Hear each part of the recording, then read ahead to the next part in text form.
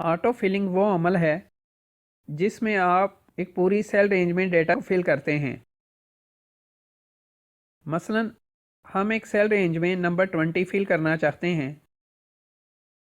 उसके लिए हम एक सेल में क्लिक करते हैं और 20 का नंबर टाइप कर देते हैं। अब आप अपना माउस पॉइंटर इस सेल के दाएं कोने पर लेकर जाएं।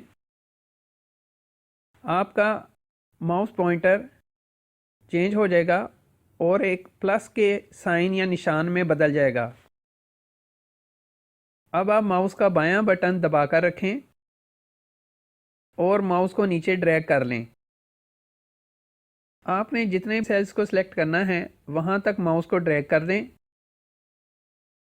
जब आप बाएं बटन को छोड़ेंगे तो आपकी पूरी रेंज उस नंबर से फिल हो जाएगी।